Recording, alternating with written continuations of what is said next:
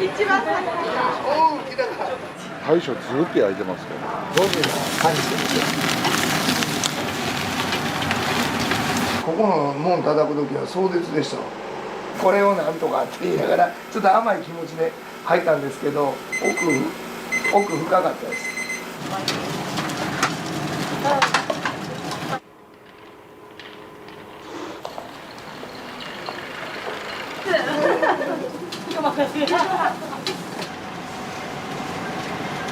あ、ごめんなさい。何でも高いから、その高いのを。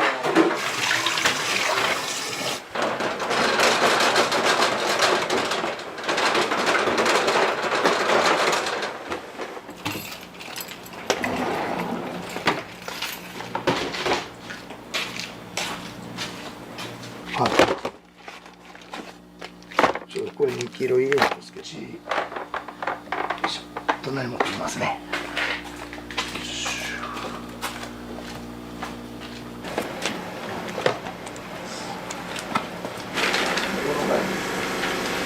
いつも通りでやりますね。はい。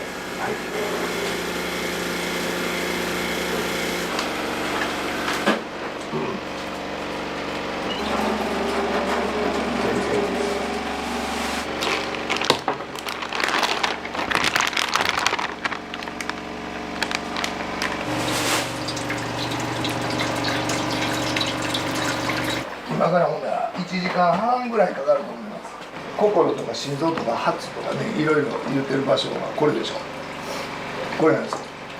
で、下書きもこれ一対になってくっついてるんですよ、全部。でこれをね、一旦こう外すんです。で外して分けるんですよ。で肝は肝で煮込んで、でハツはまあ真ん中のこの血合いを抜いて、ほんで掃除してから掃除してからまだ煮込むんですよ。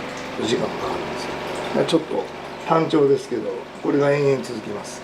だいぶ大きくなったけどね、心臓が肝も大きくなったっていうのは夏場どうしても餌食べへんの暑いからね、鳥って小さくなるんですよ。やっぱりストレスがあって小さくなるというか、もうストレスで死んじゃったりとかするから、ちょっと小さめで食肉にしてしまうんですけど、それをもう餌食べるようになったらやっぱり大きくなるんで、だから大きくなったら鶏肉も大きいし、体も大きくなるから肝とか心臓も大きくなるんですよ。でその頃が大体9月終わり10月ぐらいから、今から2月3月4月ぐらいまでは肝発いいですよ。ものはもうすごく良くなる。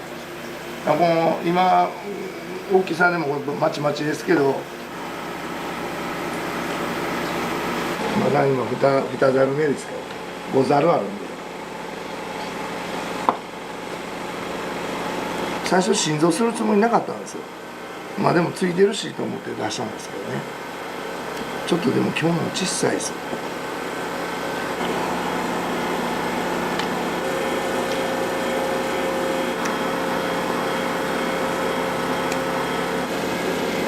一応気遣いながら持ってるんですよ。ギュッと握ったら潰れるから紐ね、すぐ潰れちゃうんで。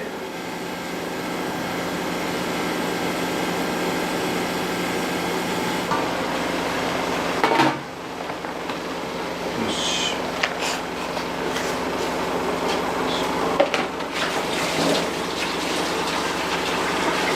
僕がこれぐらいやなの感覚です。これ先代から教えてもらったもんちゃいますよ。もう僕らしか、先代は生さしてあったんですよ。生さすとね、時間かかるんですよ、焼くの。ましてや固なるんですよね。そうだからこっちの方が美味しいです。低温で火通しといてね、ある程度。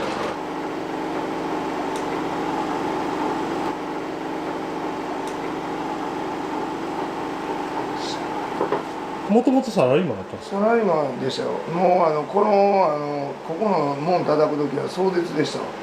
もう嫁からも、これは怒られるけど、もう今は何も言うてないけど、子供が上の子が大学生やった時やったらお金いるでしょ、はい、そんな時にもう会社に行くの嫌だったんですよ物を作るの好きやったんやけど、管理職になって工場任されて工場の利益とかこう見るようになったんですけど、もう見ててもやっぱり何が悪いんかっていうのはやっぱ会社のために頑張ろうとしてたんですけど、社長はそういうのをあんまり分からん人やったから、だからもうそんなんやったらっていう形で、もうお前営業行って取ってきたらええがないがあった瞬間に心がプツッと切れたんです。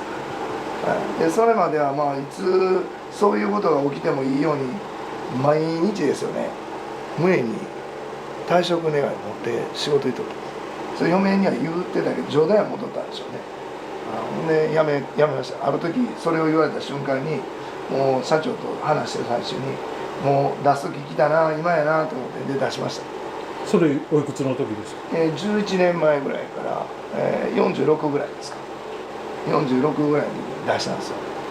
でそこから壮絶でしたけどね、うまいこと言ったりいけへんかったりがずっと続いてたから、それはやったっていきなりうまいこといかへんでしょ。でももうその中でうごめいてました。もうここへ来るって決めてたんですよ。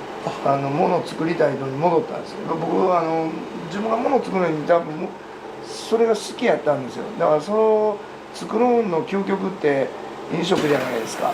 美味しなかったら美味しいって言ってくれへんでしょ。それが美味しいって言ってもらえるような直接聞けるこの飲食はこれが一番やなと思って、で飛び込む。で教えてもらってこの味、自分でねやっぱりちょっと味がつかめなかったんでこれをなんとかって言いながらちょっと甘い気持ちで入ったんですけど、奥深かったです。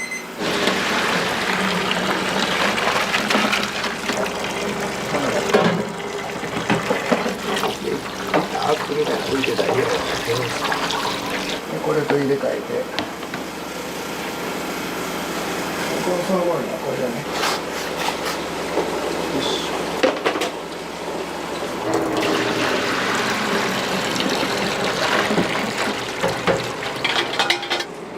次これ3番目です。いや、半分きましたね。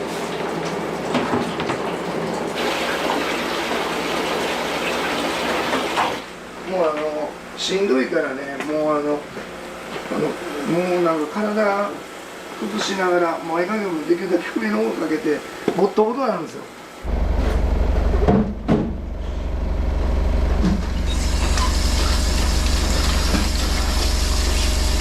こんな感じですね。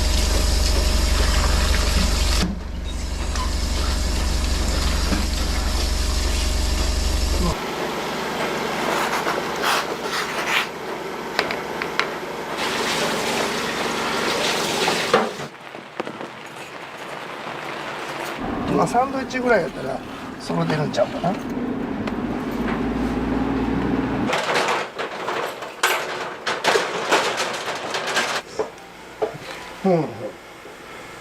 サラリーマン当初90キロぐらいこの身長でデブデブになったんですよ。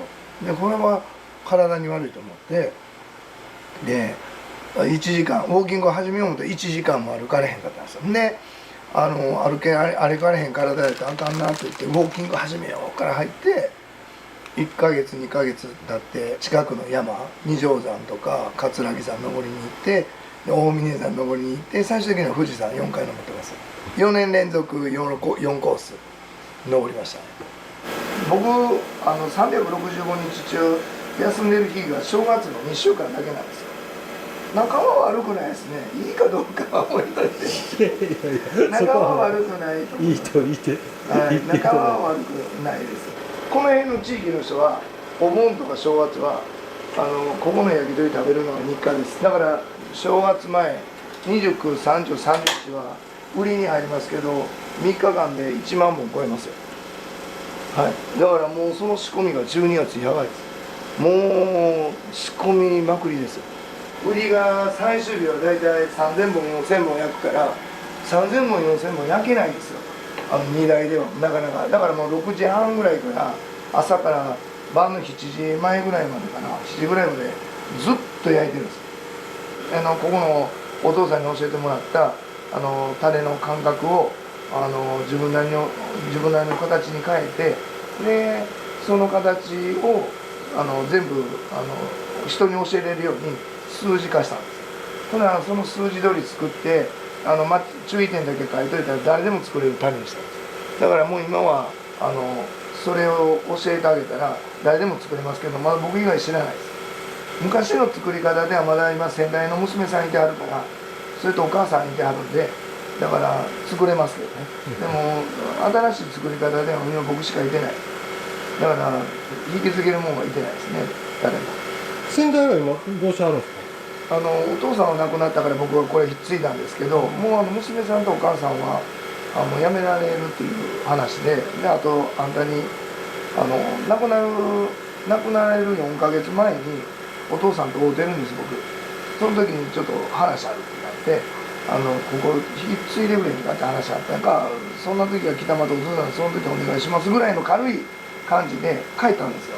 4ヶ月後にお父さん亡くなられて、ほんで四十九日お母さんも気を使って四十九日終わってから僕どこ連絡来てあんたに言うてたよなってなったんですよ。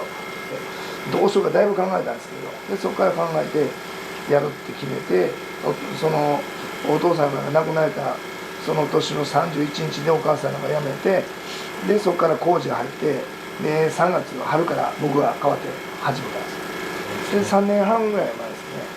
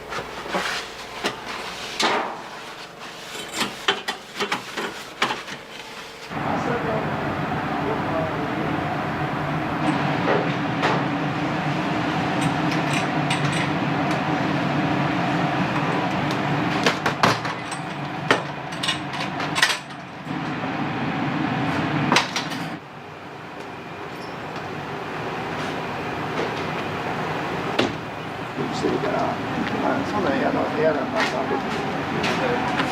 すみません、お願いします。ね。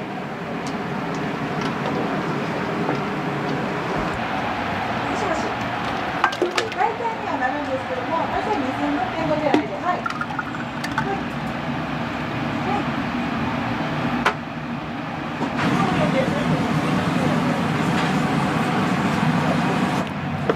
皆さんは昨日の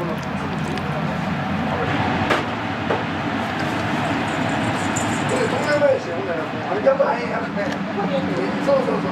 で、向こうであれ繰り返す。いや、これ。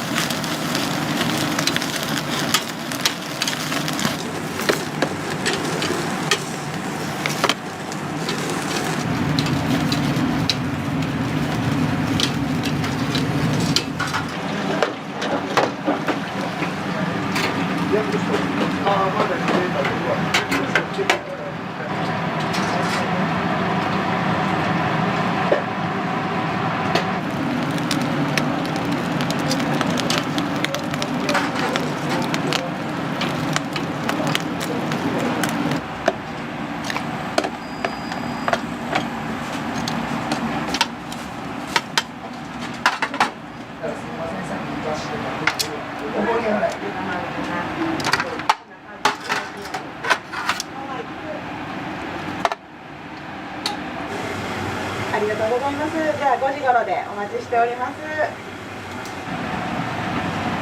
はい、はい、ご予約ですかね。はい。は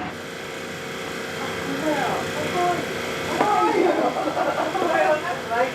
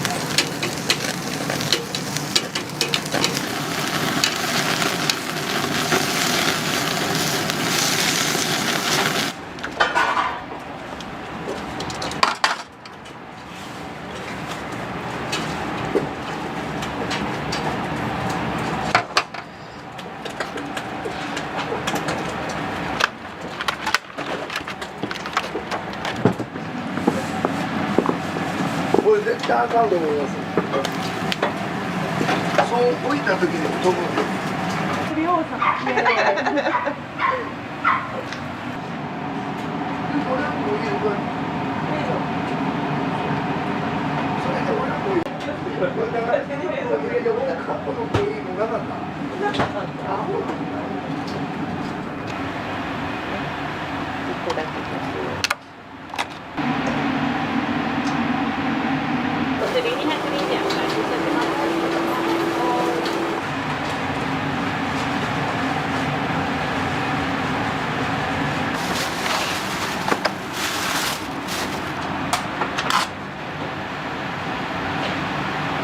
だから赤かな。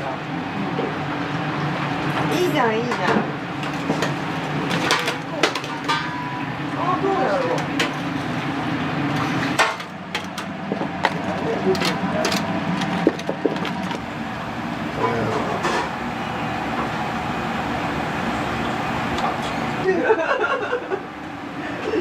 全部一回剥がしていいですか。ここで。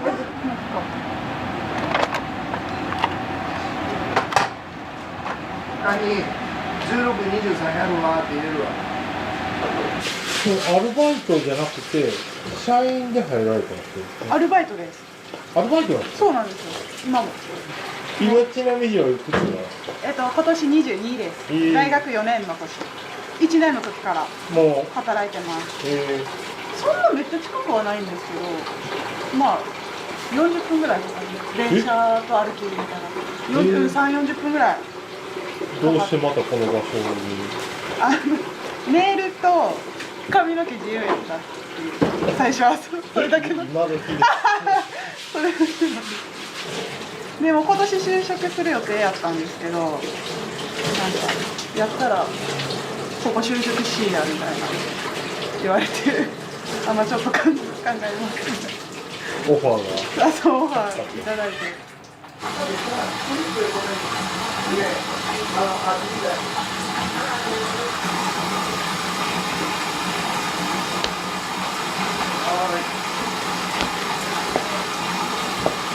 まあ面白いですね。面白いし、出会ったことのない感じの新しい人種みたいな感じですね。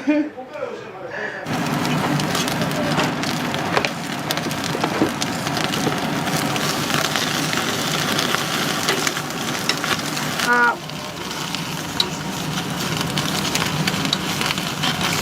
35。35。これ4回いっとくわ。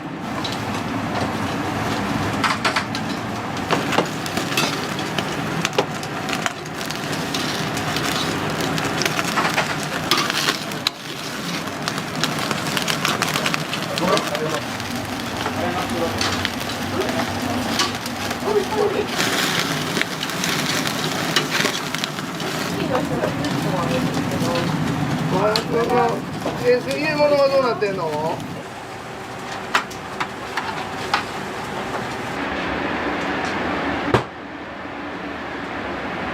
寝込んでる。の？これ食べたい。めっちゃ嬉しいよ。そうなんや。緊張してるな。緊張してる。20だね。食べる。いやー、やったね、暑いね。僕もあの辺行きますよ。あ、ここ江南プロあるからね。そうそうそう。だから、あ、そっか。お待たせしました。はい、ありがとうございます。ありがとうね。ありがとうって。ありがとうございます。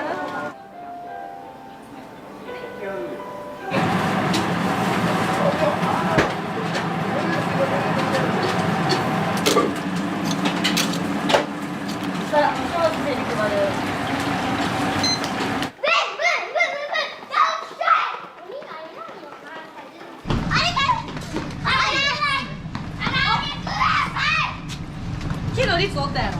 あ、袋や。あ、袋。あ、熱い、熱い。もう一個ない。ただいま。ありがとうございます。終わり。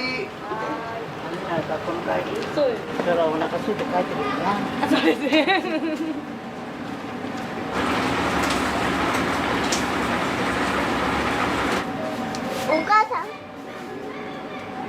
赤色の字で、赤色の傘の人。後半も。はーい。そう。かわいい。いらんの？食べへんの？食べよ。暑いから。すいません、ありがとうございます。おいしい。おっちゃんの唐揚げが一番最高。おお、来たか。最高。来たか。最高。ごちそうさまでした。ありがとうございました。わかりました。鶏がいいです。まず鶏がほんまにうまいです。で身もしっかりちゃんと刺さってて、この料金でしょ。だからほんまに来てる人が40本50本で注文来るんですよ。だから僕らは普通やったらね5本とか10本とかですけど、来てるのがほんまに40本50本とかで来るから大将ずっと焼いてますから。だから僕らも東とかちょっと離れてるけどここまで買いに来るのがそれです。僕の知りして400本ぐらい注文してました。はい、ありがとうございます。これタッパーに入れてくれるんですよ。入れるっていうか110円かかるんですけど、これうまそうでしょ。いやうまそう言うたら怒られます。うまいんです。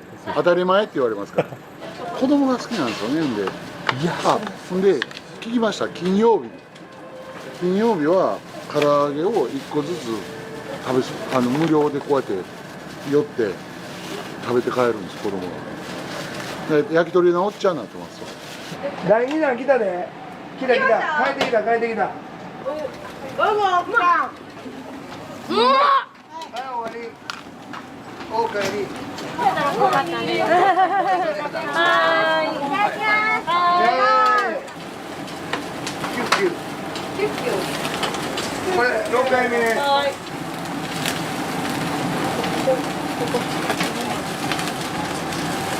これ8回目。8回目。はい、8回目。はーい。髪の毛ないのにどうして？でも帽子かぶってたらさ、なんか自然に見えてさ、髪の毛あるように見える。本当？焼き鳥10本とうちの揚げそで。じゃん。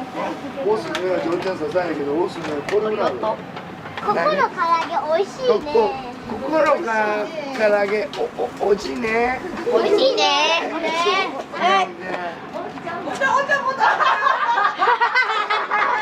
はい、みんないただきます。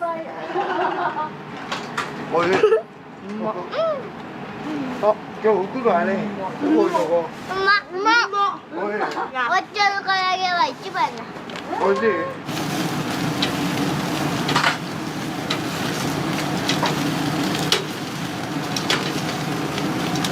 ゴミが感じてる。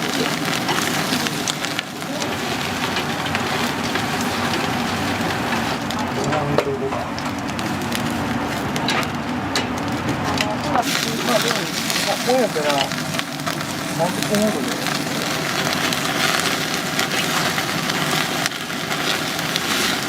4回ですよね。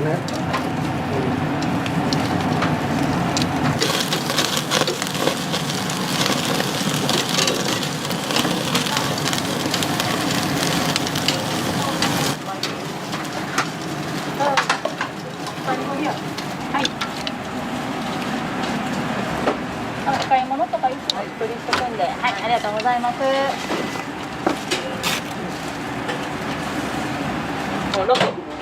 後からなんか6。でもまあいいです。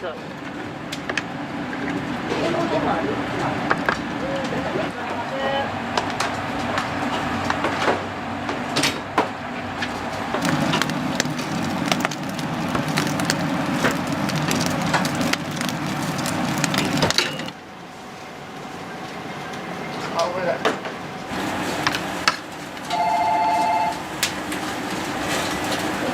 全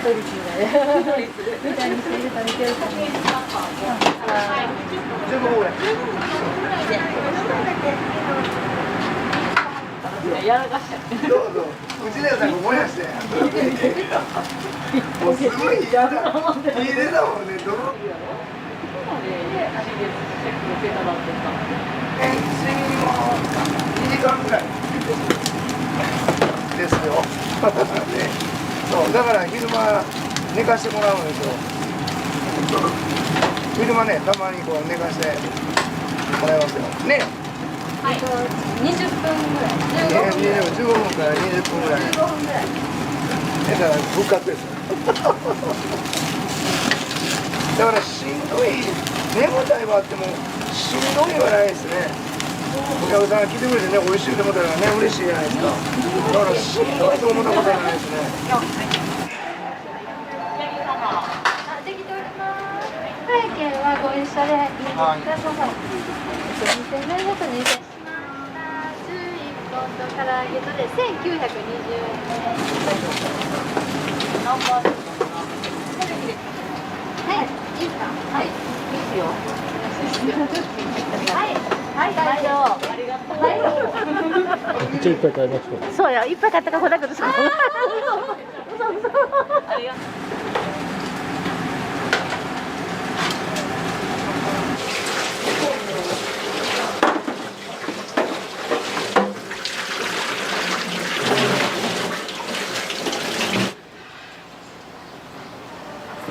ありがとうございます。ありがとうございます。なんでなんだろう。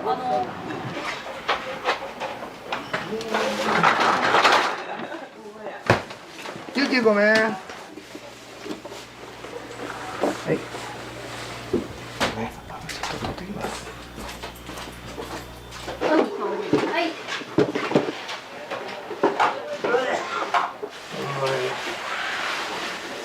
そうなんですよ。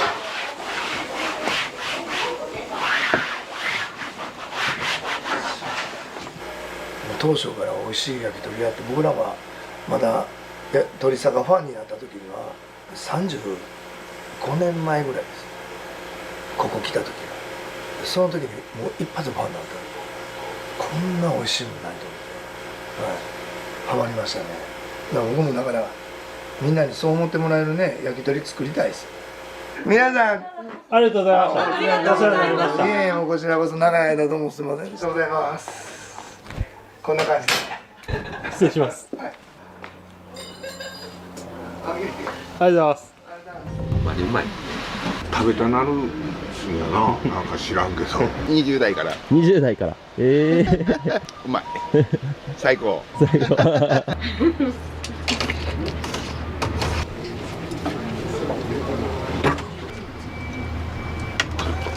ほんま2坪しかないねここ。2坪ですか。ほんまはな。私2坪で学校も出させてもらってさ、すごない。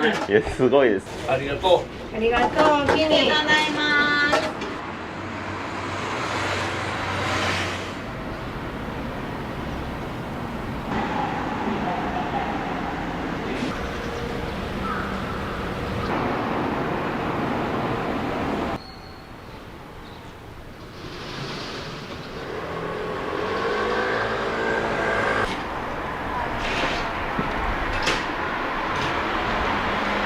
おはようございます。よろしくお願いします。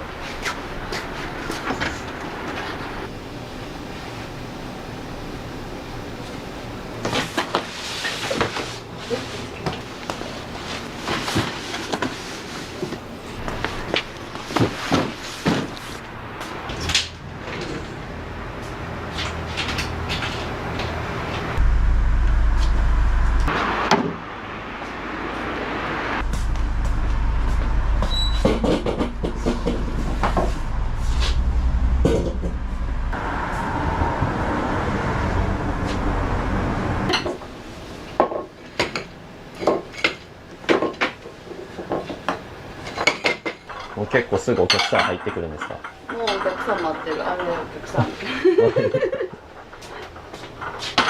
全然私より先来るお客さん多いです。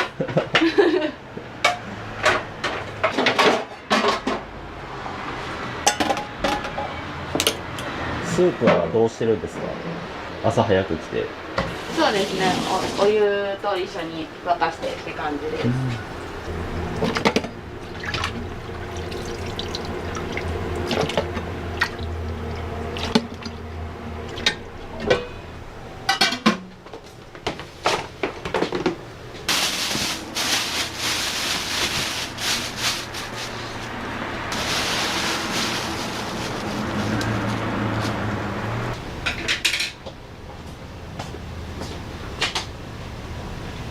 もう長いんですか？私5年ぐらいですね。まだもう一人いるんですけど、もう一人はもう15年ぐらいかな。常連さん多いんでね。もう常連さんと喋ってる感じです。そんなめっちゃ働いてるかあんまない。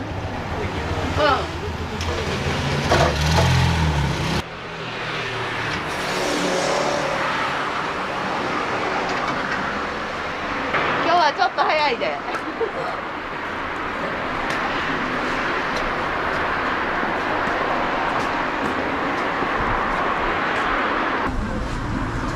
早すぎるけどね。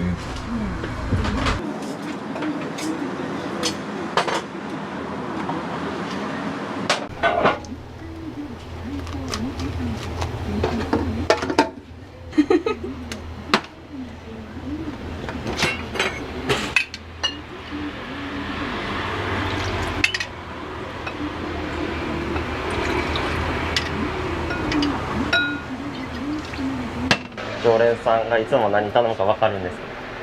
そうね。覚えたら楽だ。もう決まってるんですか、何か？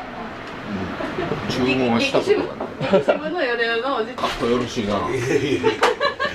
腹減ってんね、知らんけど。かっこええな、渋いな言うて。なってきましたし、そうなんですよね。毎週聞いてます。毎週。俺がここ来たの5歳の時よ。5歳ですか？今62やからうちの親父がよう連れてきてくれとったんや。思い出の味ですね、じゃそうやね。食べたなるんやな、なんか知らんけど。喋りに来てる。俺喋りに来て喋りに行ってはる。喋りに来てる。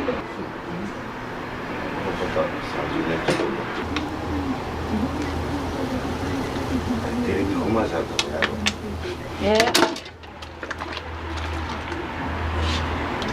ガソリンが高い。195円。そんなに？そうや。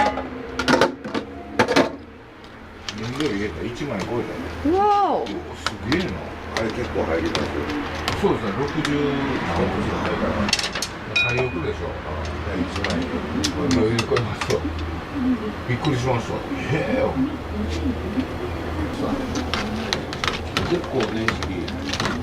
そうですね、平成15年がもう22年落ちですよ。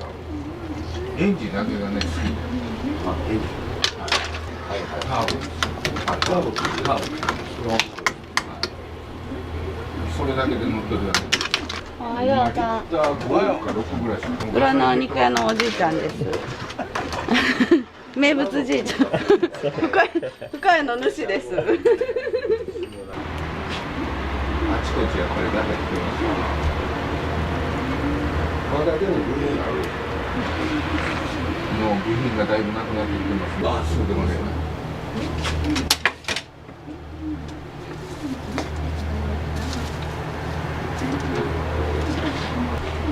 面白いな、面白い。はいよはい、それね。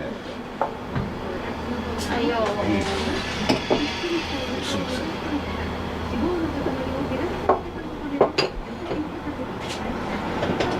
ここの胡椒があ、そうなんですか。胡椒がこの胡椒を求めてそう。来るんです。胡椒は遠慮なくかけてほしいよ。昔はここのお母ちゃんももう引退してもたけど、はい、お母ちゃんの機嫌が分かるぐらい。そうなんですか。そうそうそう、作る時胡椒ちょっと入れはるから、はい、お母ちゃんなんか機嫌悪くなる時えらい胡椒辛いの。いつも通りいつも通りいつも通りうまいな。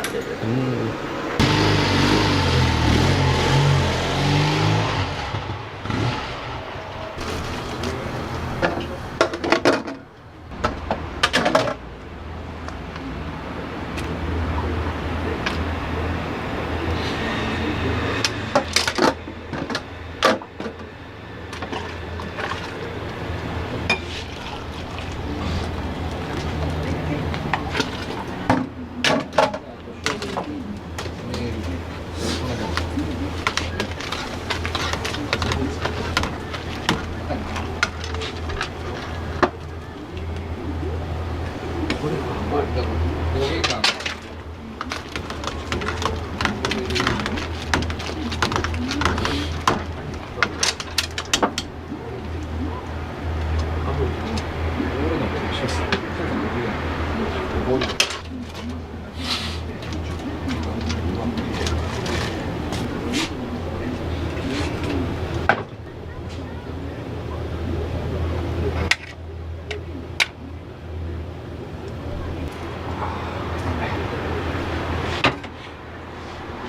ございます。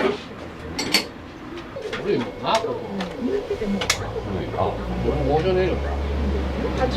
80年。まだうちの親父がだって若い時来て。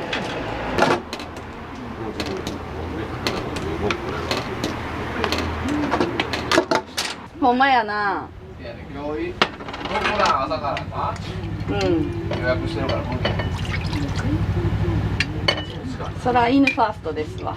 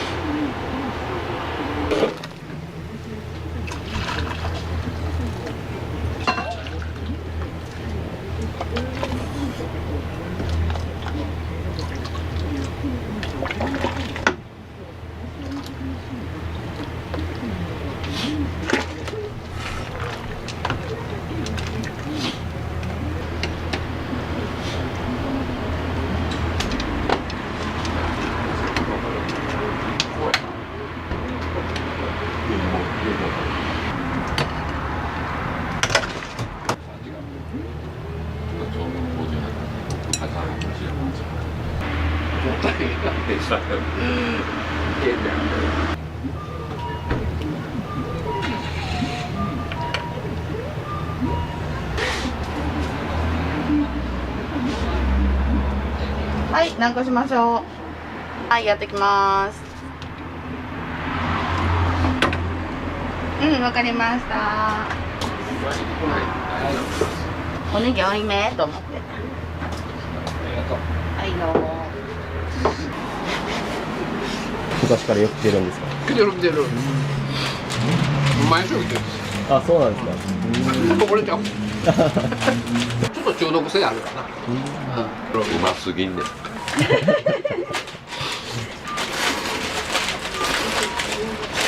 ほんまにうまい。初めて来たのいつですか？親父に連れられて小学生ぐらい。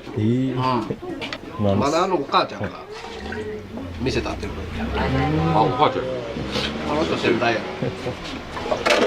大茶で。おはようございます。お世話になります。ネギ多めで。はい。ありがとうございます。何個？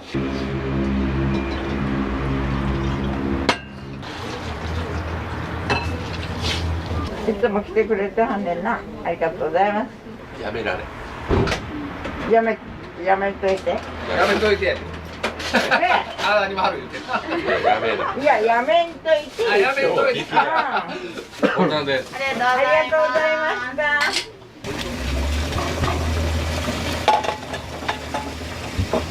これもう最初から何十年、70、80年弱。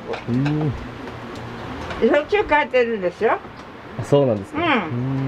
穴から。特注ですか？そうです。こんなんないですもん。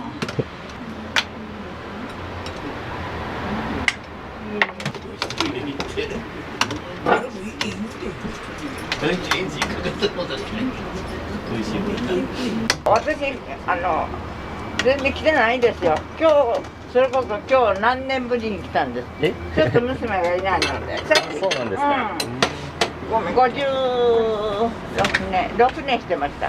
56年。嫁に来てからずっと。あ、そうなんですか。当時はこう高井戸ラーメンってもうここだけやったんですか？あ、そうですね。一番先なんですよ、ここが。なんで高井戸ラーメンなんですか？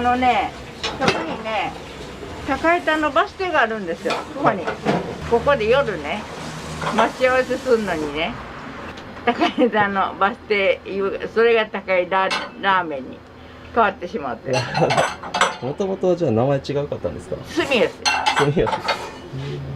いや、もう間違いない。美味しかった。今度朝早い空いていいからね。朝早いに珍しいですよね。ね、珍しいね。朝からラーメンの大丈夫ですか？それでもいけるぐらいの。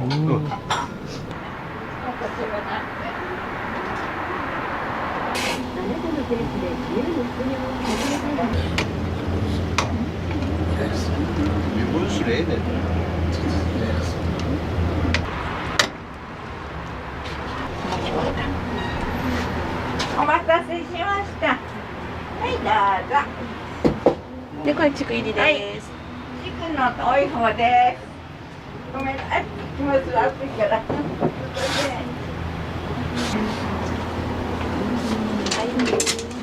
中華そば700円でやってるんですか？めっちゃ安いですね。これま500円。500円やったんですか？上がって700円なんですか？あげてあげて。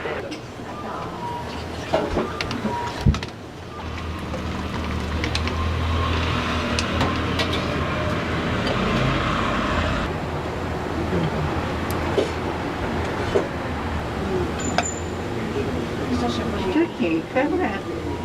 は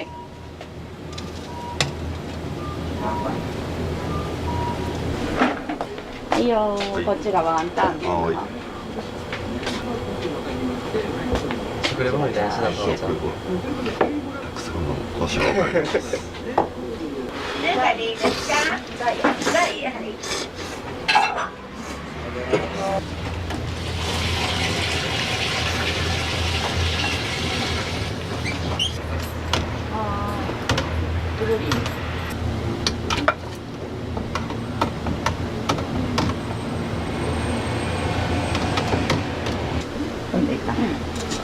これは普通でいい？これ普通で。はい。100円。はい、お待ちで。ありがとうございます。薄かったら言ってちょうだい。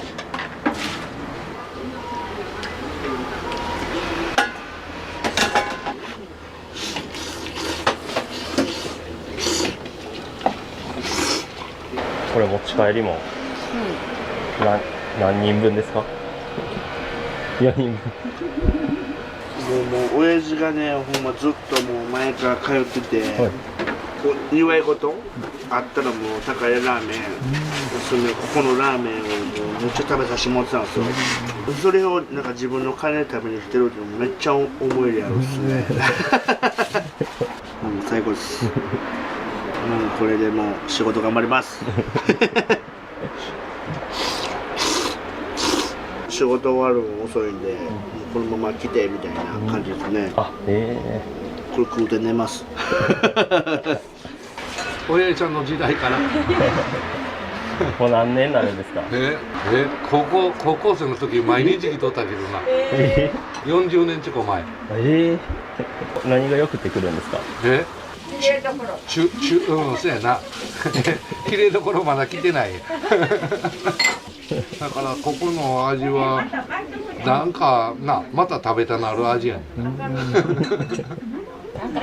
なんか入ってる。創業されたのはどなたになるんですか？おじいちゃん。おじいちゃん。私の舅さん。チャーシューも軸も変わってない。変わってない。麺も変わってない。変わってない。同じとこやから。おじいちゃんがされて、ご主人も働かれてたんですか？ちょっとだけ。ありがとうございます。すみません。ありがとうございます。親とか、もう兄弟がもうめちゃくちゃもう持って帰って喜ぶんで。作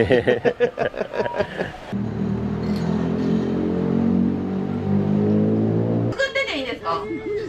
持っていきます。いやいや、話していいです。すみません、お願いします。はい。今ぴったり。ちょっとお盆借ります。ラップはいいの？ラップにする。ありがとうございます。いただきます。ありがとうございます。いただきます。お持ち帰りされるんですか？いや、僕そこの店なんですよ。そのたこ焼き屋で朝ごはんです。あ、そうなんですね。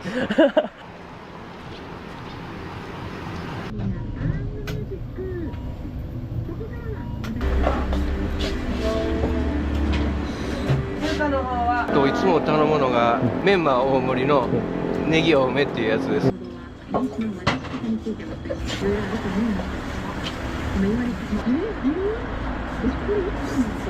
いつも変わらぬ美味しい味です。多分やけど昆布がよく効いてて美味しいですね。はい。もう30年ぐらいなんですよ。お父ちゃんの時からしてるから。あ、そうなんですか。20代から。20代から。うまい。最高。最高。醤油の昔風ちゃうかな。あんまりないんちゃうかな、この味。今週1ぐらいかな。週1で。飽きひんな。失礼します。ありがとうございました。お疲れ様です。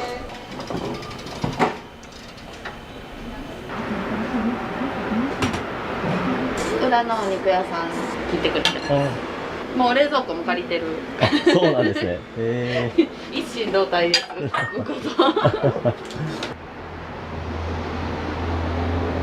親父さんの代から。あ、そうなんですか。うちは古いよ。の。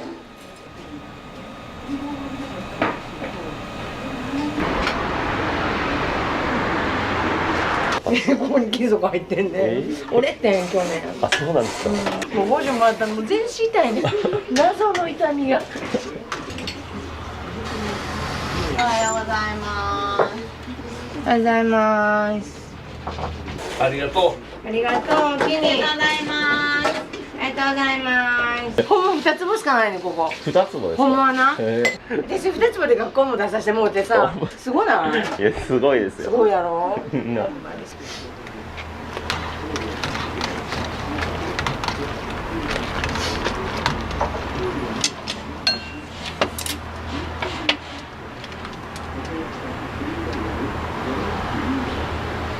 来てくれはった思うわ。でも閉鎖的な方が確かに。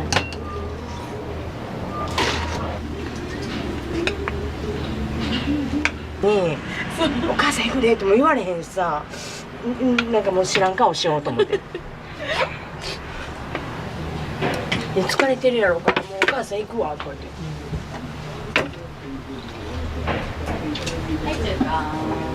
麺をこう揚げるときに、ほとんどこう湯切りされないと思うんですけど、あれなんか理由があるんですか。麺美味しいねんか。だからここの寸胴の中のお湯がもう調味料やねん。で切ったらあかんねん。今でもクレバすごいで。あ、そうなんですか。クレバね、何千って売る。1日でですか。1日で2000とか3000とか売るねん。2坪で。持ち帰りがはい。多いから。なるほど。年越しそば感覚で。そうそうそうそう。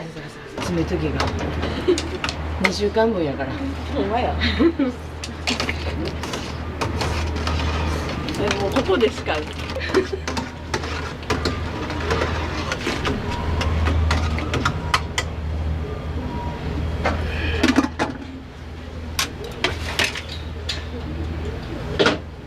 い大ちゃん。はいよ。めっちゃ長いですね。50近いですね。そんなに。この方の、性格的なところもあるから、めっちゃ明るいので。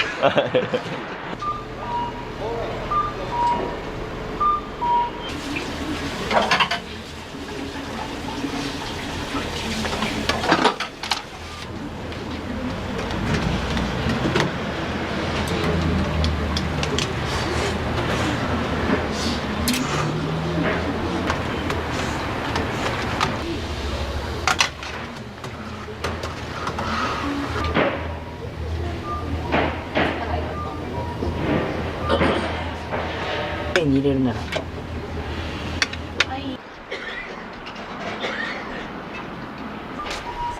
ありがとうございます。どうぞ。いいえ。ネギを見せて。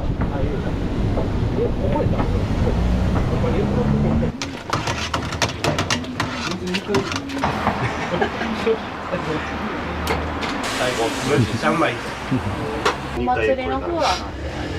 今から練習っすよ。何時の。あと15分後にはもうなりやすいっすよ。ごちそうさまです。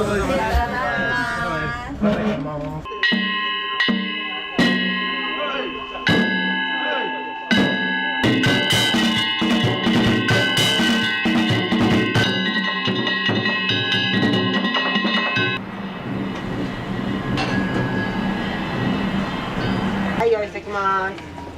はい。はい。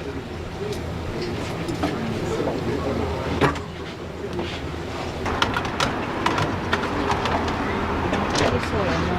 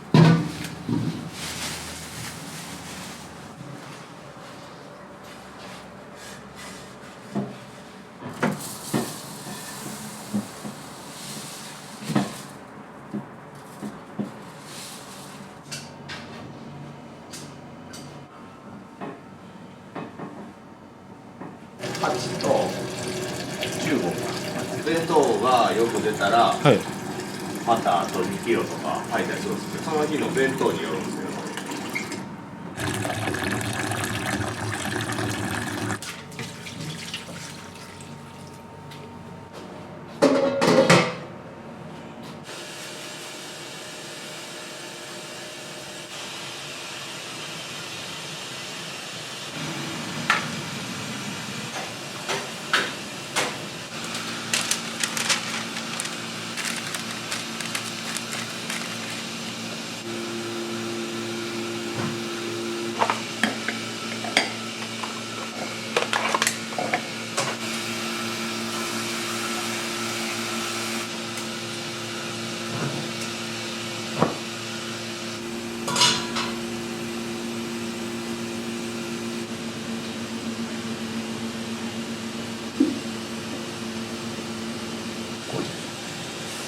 もうちょい足しますね。はい。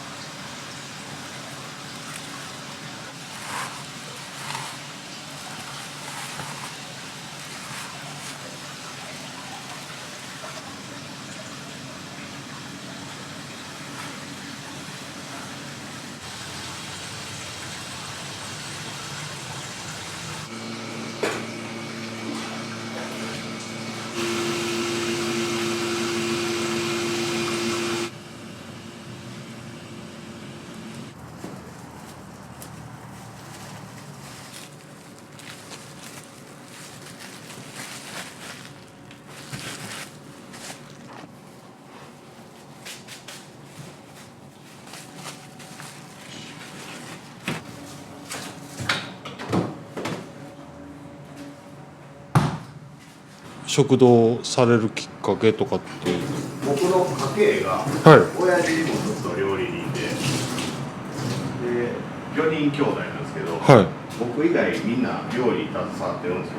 で兄貴がやってて、僕はい興味もあったんで、はいやってみたいなっていうのがあったんで、はい親父の影響はだいぶ大きいんですけどね、ずっとやってたんで。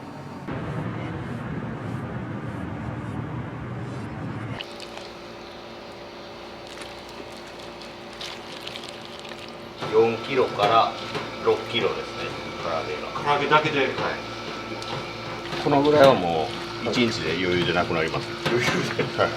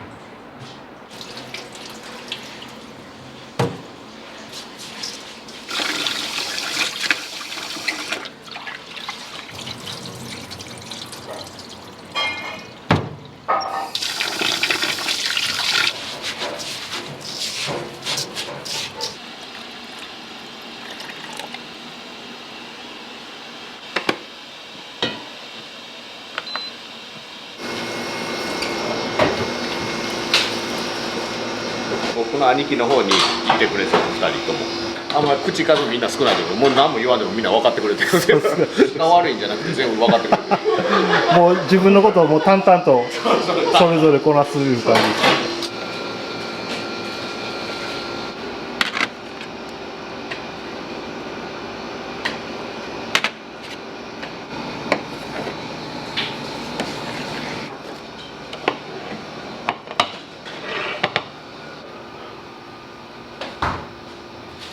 生声かけたのに。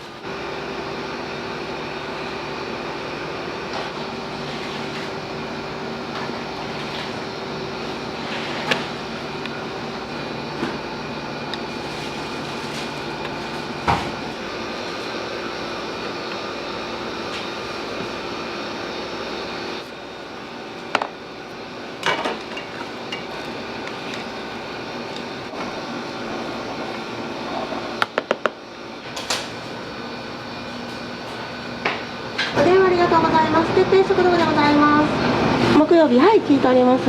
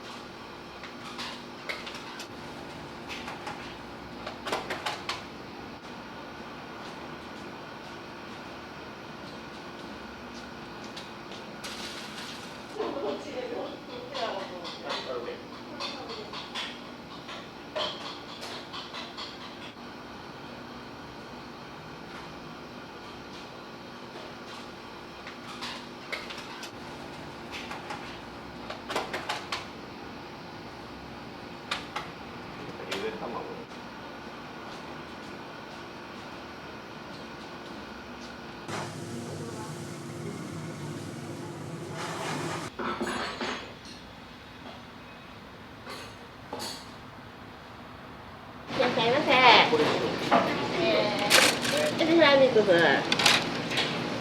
エビミックスお願いします。ご飯大盛りで、はい。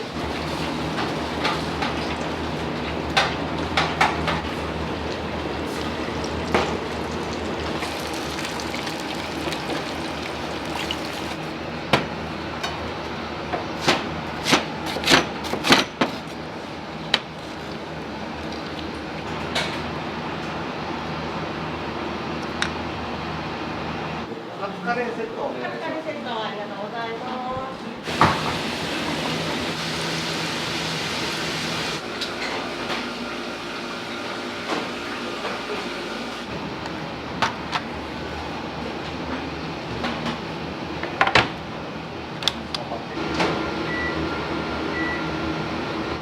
すいません。サバ定食でうどんで。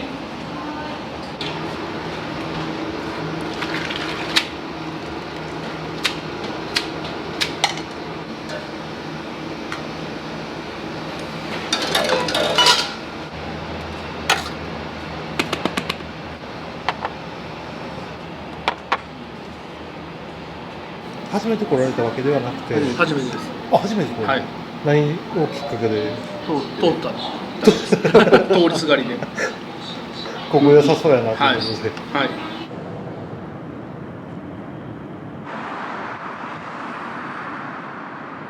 揚げたてやつ美味しい。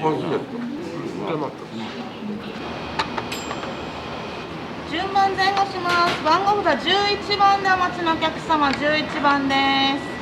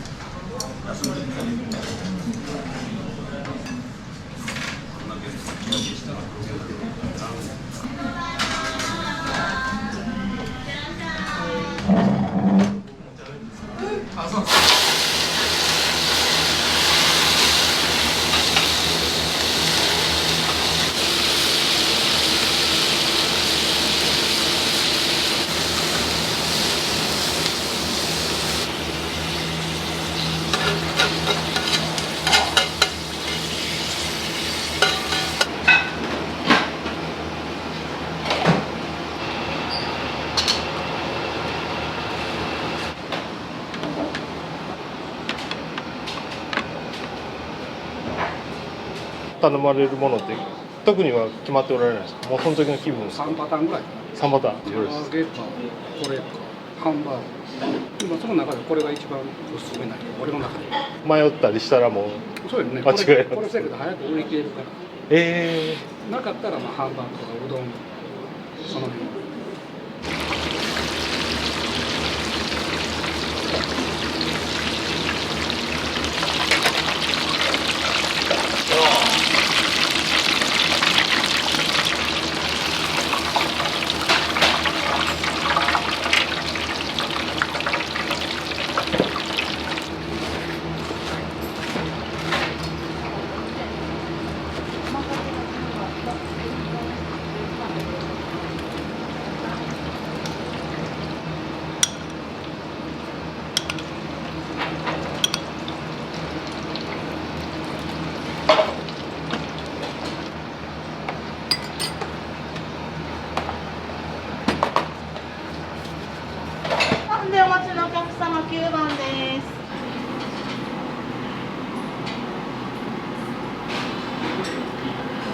初めてこれだこんな多いとは思わなかったです美味しい、めっちゃ美味しい。めっちゃ美味しいです。びっくりしたな。食べきれそうですか。頑張ります。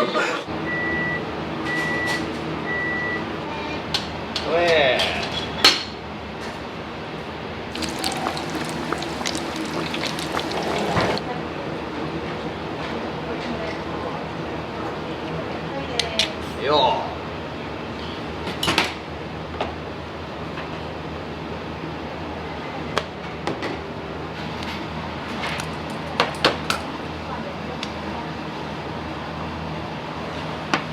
お待たせしました。番号札3番でお待ちのお客様、3番です。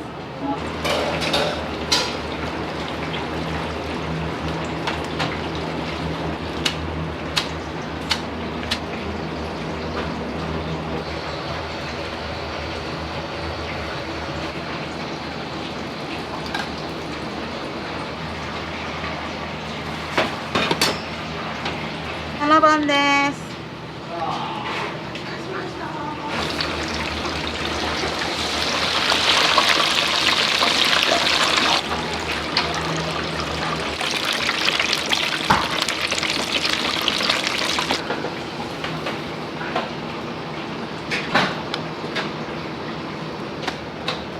お待たせしました。番号札5番でお待ちのお客様、5番です。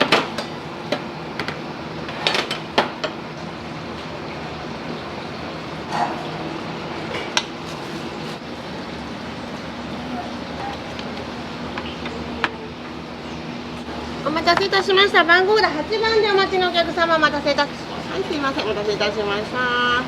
ごゆっくりどうぞ。お待たせいたしました。番号札6番でお待ちのお客様、6番です。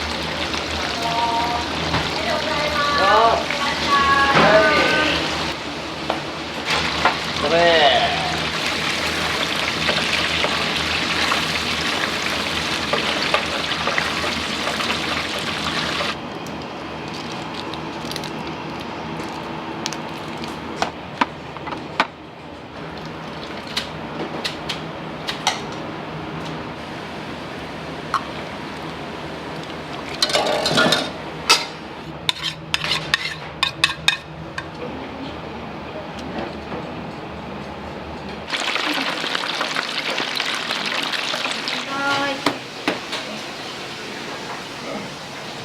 お待たせいたしました。番号札14番でお待ちのお客様、お待たせいたしました。14番で。さっき卵丼か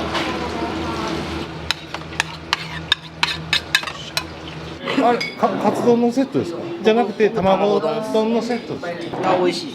久々にこっち食ったっす。いつもはカレーのセットっすね。カレーとうどんのやつ。はい、大丈夫ですか。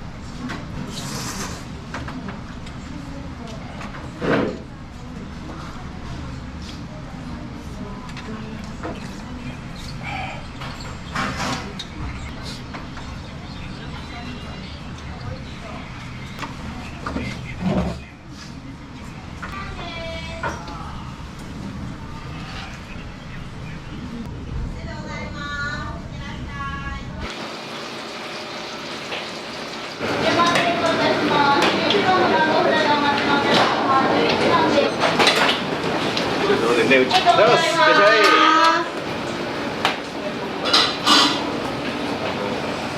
らっしゃいませ。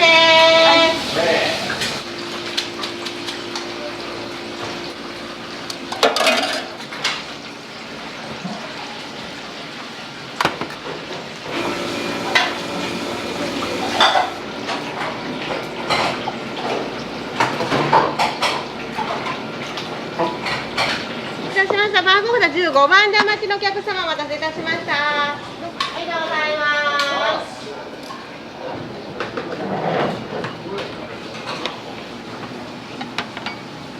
110円ですね。これで1000円お預かりいたします。失礼いたします。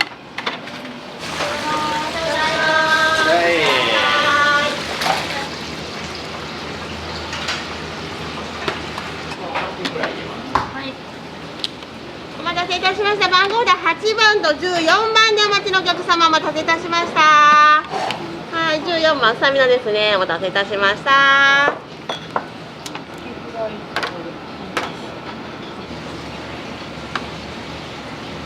お待たせいたしました。9番でお待ちのお客様、9番です。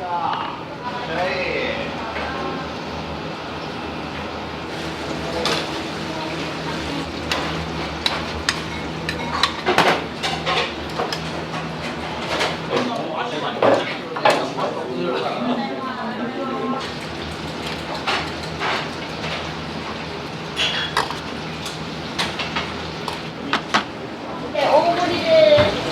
はいよ。すいませ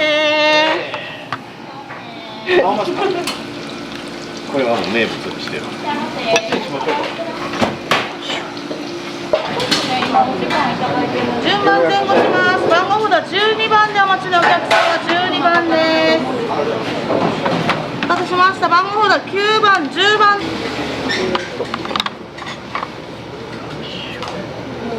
2番と4番でお待ちのお客様、2番、4番です。2番こちらですね。しました。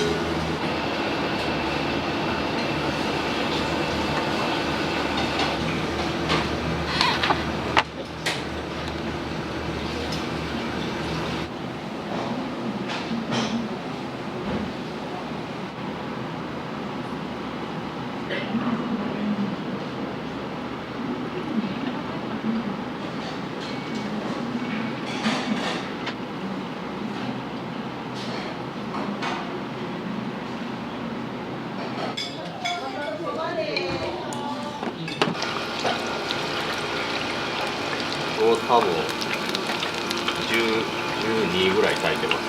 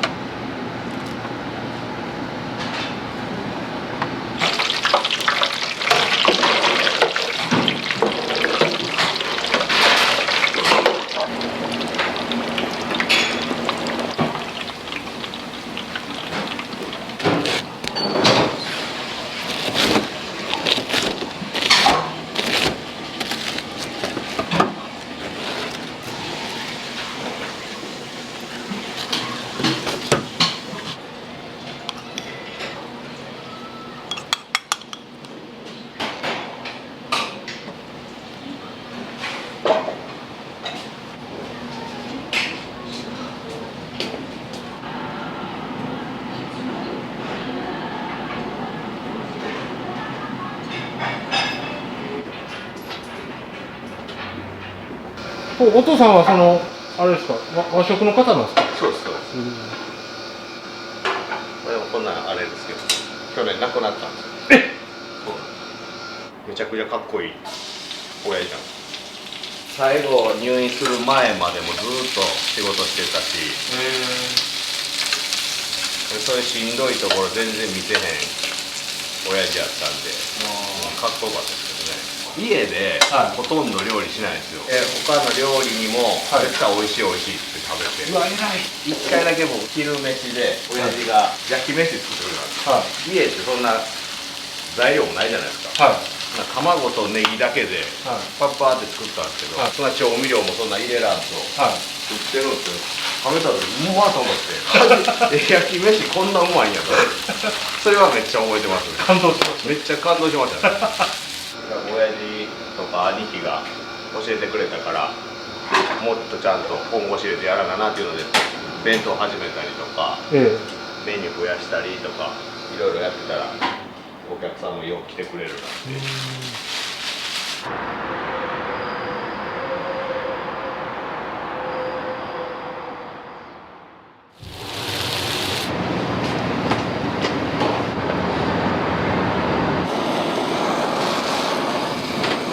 お待たせいたしました。ハンバーグカリー 150g ライス青森。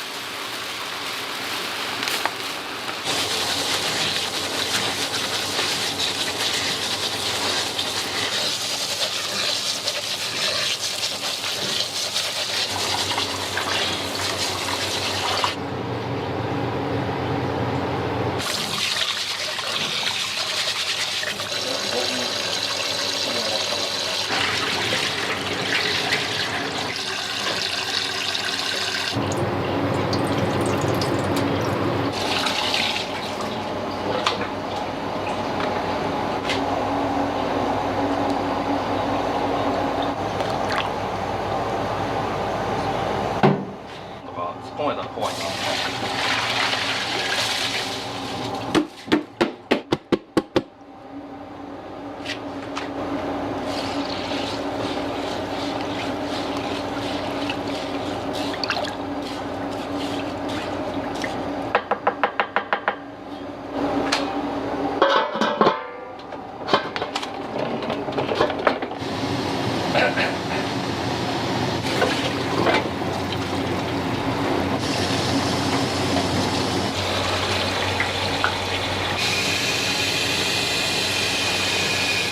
はい。全ての仕込みをしているのがうちだけです。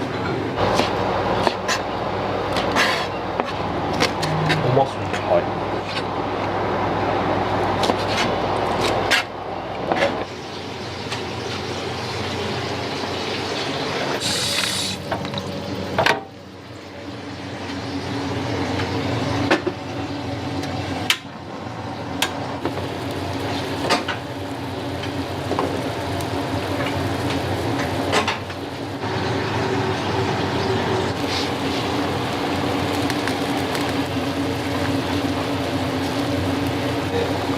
本当にまあちょっとあれでしたら沸騰してからだいたい弱火で1時間半ぐらいですかね。はい。でお店オープンしたらこれを使えるっていう。泉カリーの創業者はこの煮込み筋に一番思いがある。はい。で私も個人的には一番美味しいのは煮込み筋カリーです。一口食べた時に美味しいと思うのは煮込み筋カリー。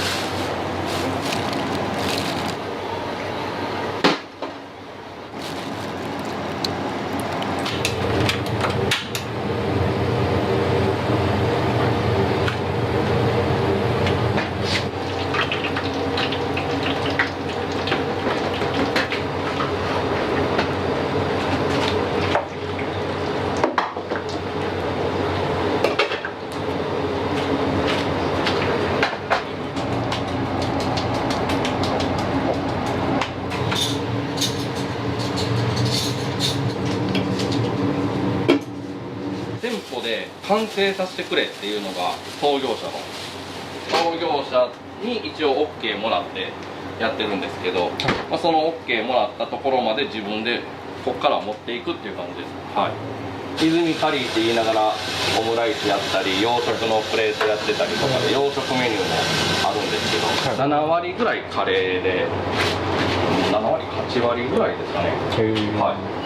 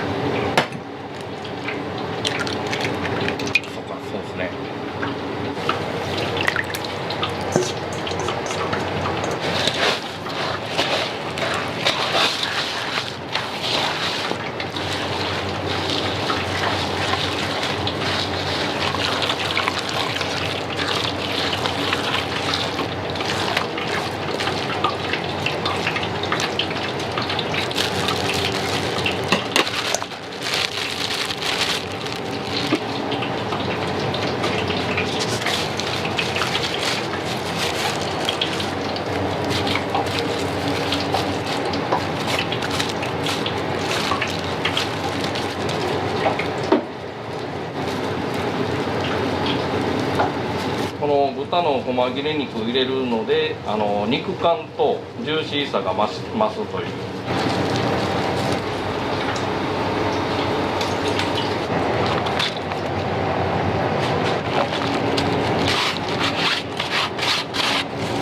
ミンチ肉だけで4キロです。総重量的に6キロぐらいになる感じですね。これがだいたい1日でなくなりますんでですけど。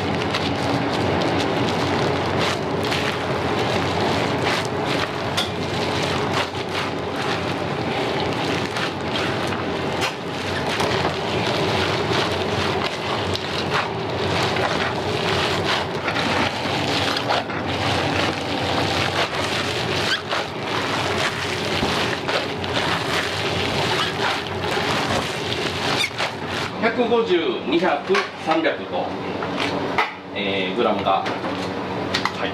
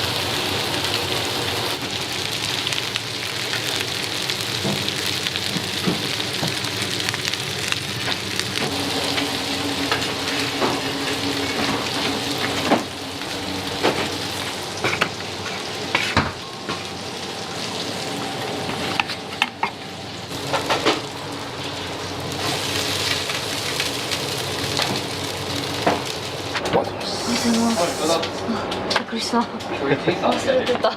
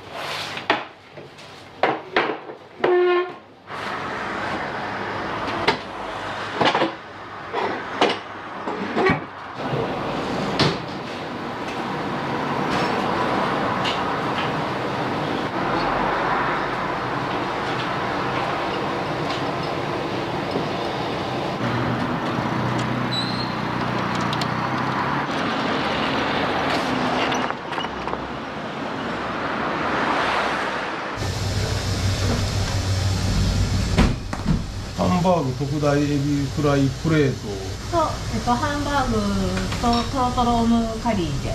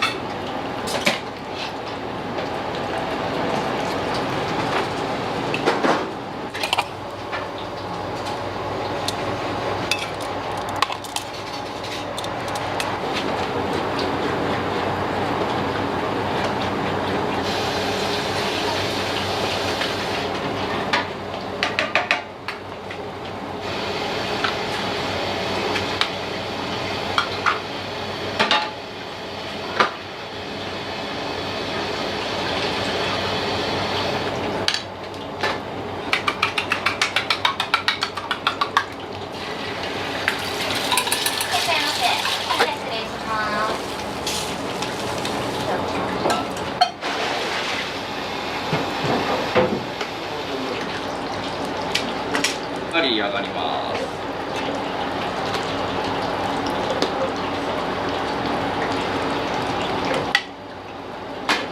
はい、お願いします。お待たせしました。ハンバーグとろとろのカリーです。ごゆっくりどうぞ。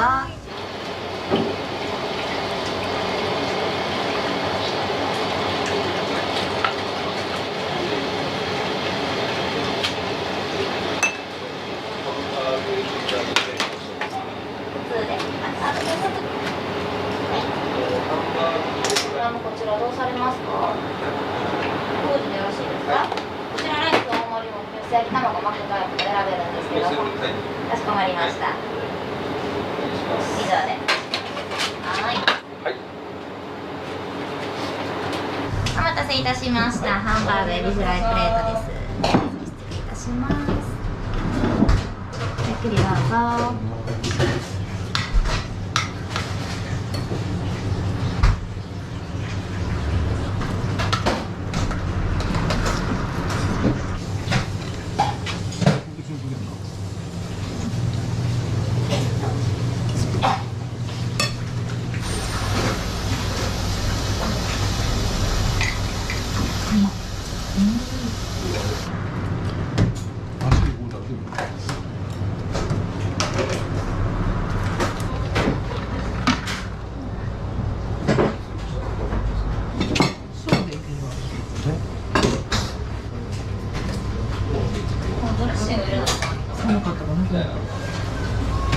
これ。でき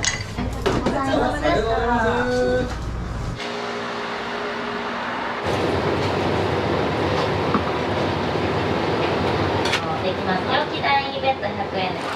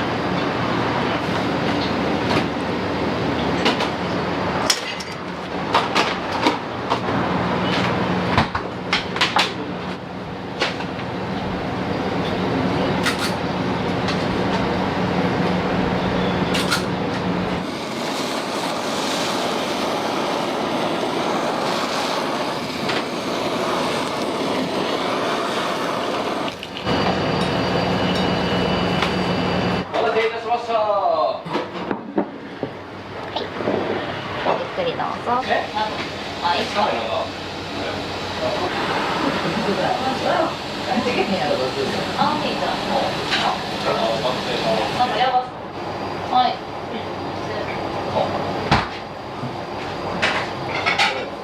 筋が見えちゃう。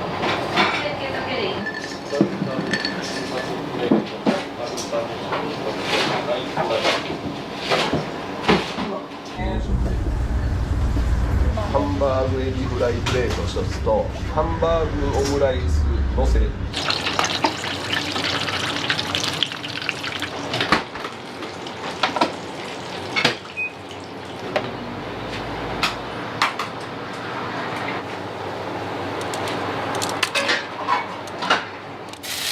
バーイーツの電源入ってない。入れといてもらっていい？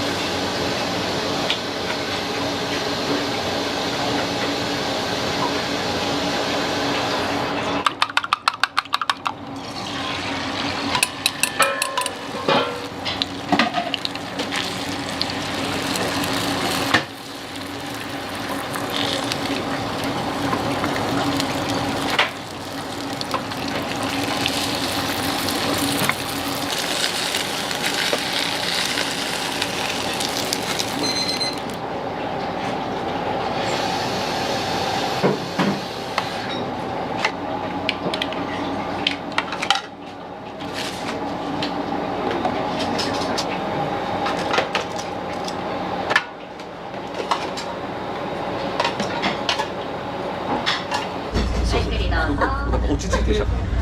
ゆっくりどうぞ。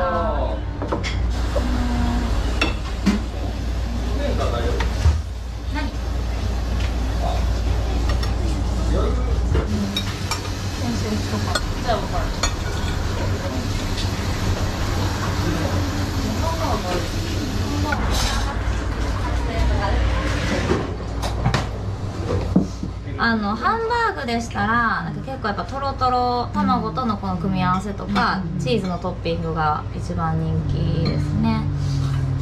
私150で、はい、私も150でお願いします。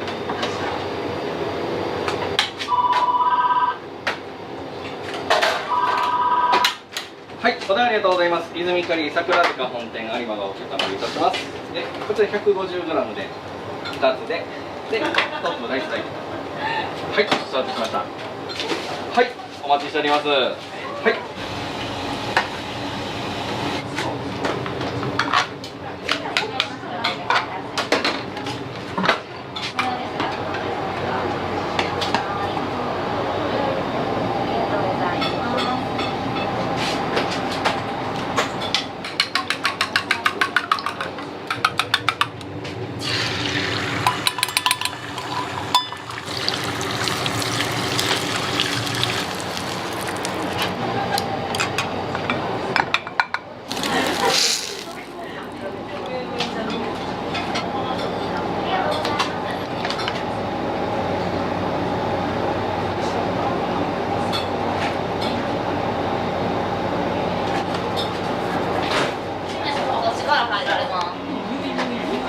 お待たせいたしました。ハンバーグとろとろオンカリー2つお待ちしました。はい、すいません。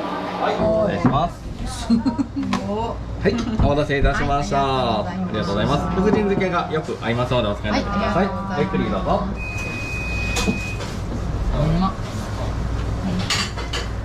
この福神漬けもうま。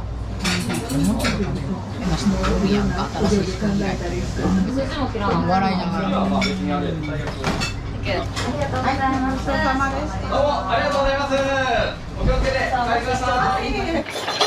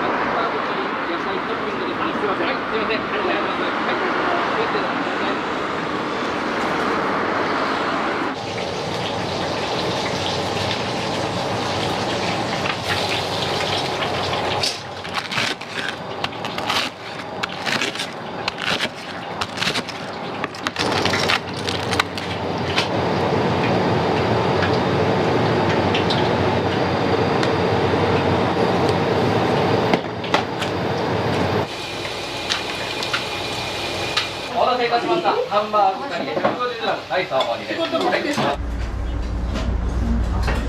や食べずにいつだろう。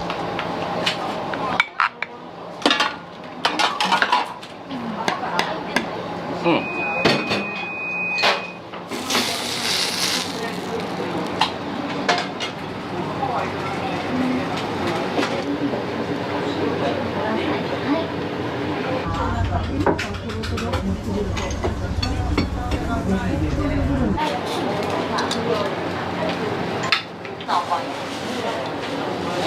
十分だよ。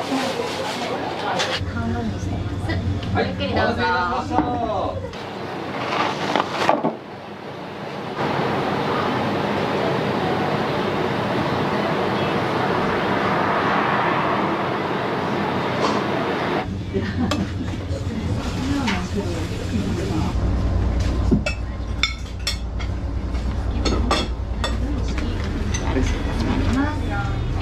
お待たせいたしました。どうもありがとうございます。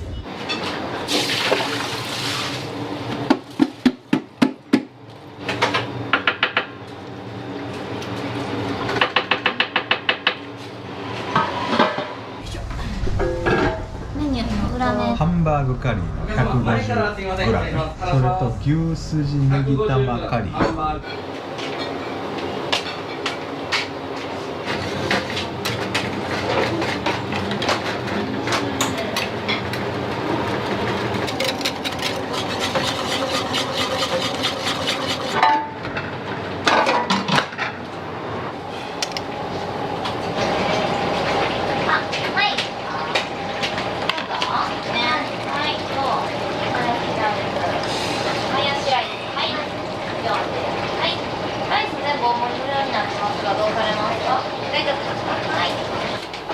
お待たせいたしました。牛すじネギ玉カリーになります。こちらで。お待たせしました。ゆっくりどうぞ。ゆっくりどうぞ。全部並で。ありがとうございます。す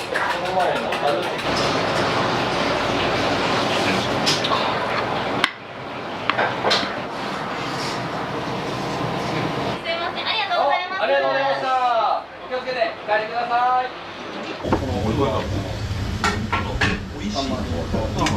これ煮込み牛すじカリー、ハンバーグカリーに牛すじトッピング。私はハンバーグカリーのダブルチーズ。はい。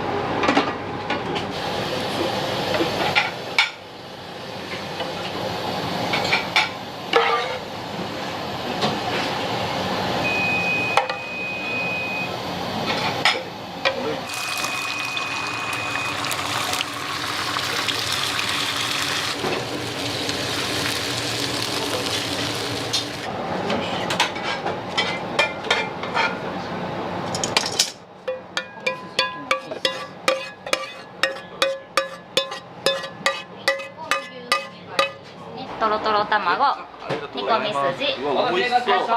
ライス大盛りですね。話しますね。こぼすな。いや、いい。取材。ゆっくりどうぞ。やめろ。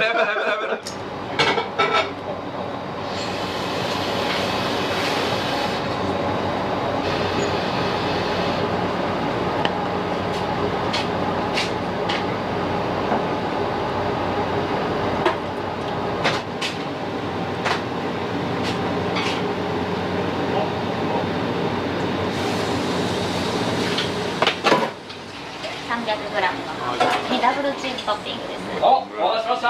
ゆっくりどうぞ。めちゃくちゃ美味しいです。牛すじはホロホロで溶けるし、もう卵もトロトロで美味しいし、ハンバーグもトロトロなんですよね。全部トロトロ。家の近くに2号店作ってほしいです。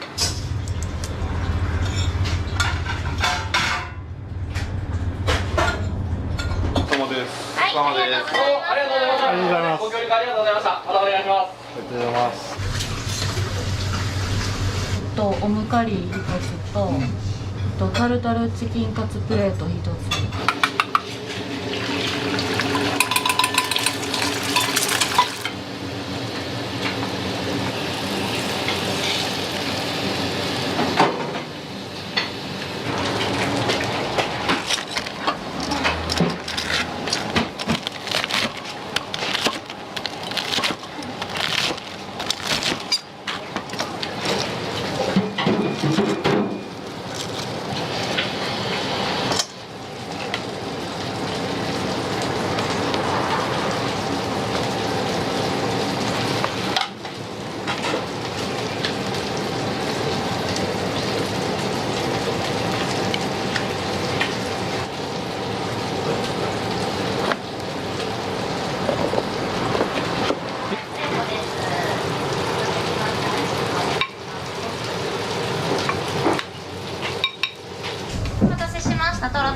カリーです。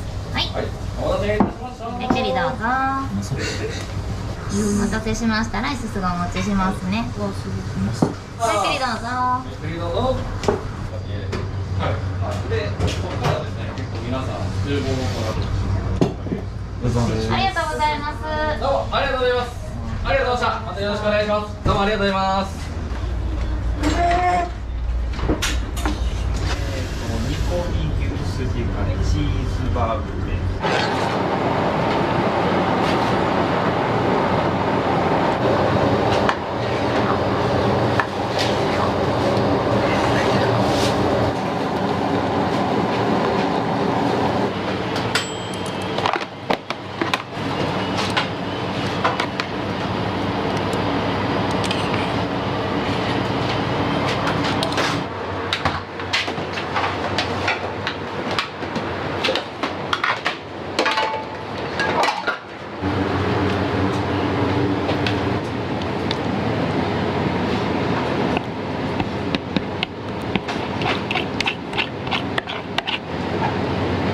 煮込み筋カリーが上がります。お待たせいたしました。はい、ごゆっくりどうぞ。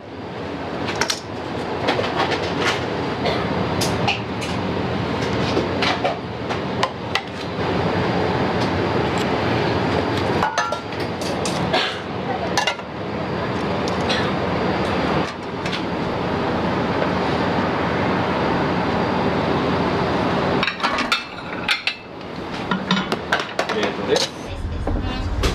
ゆっくりどうぞ。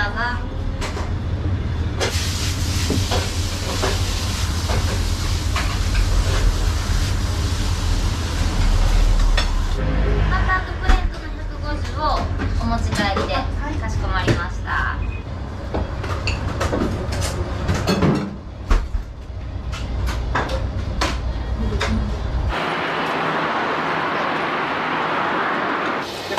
ランチタイム中のライスの方に無料、男性の方は多いですし、女性の方でもね、本当にカレー軽いんで、うちまだカレーソースも軽いですし、でも一番最初に食べてほしいのは煮込み筋カリーのとろとろ卵か生卵トッピングが一番最初に食べてほしいやつではあります、はい、それ食べると大体その泉カリーっていうかうちのカレーの良さが分かって、あ、筋これほんまにみたいな多分感じられると思うんです。生卵が一番通な食べ方ですね。だったらうちのカレーの良さ、カレーの美味しさ、こだわりとかを全部分かってもらえると思います。はい。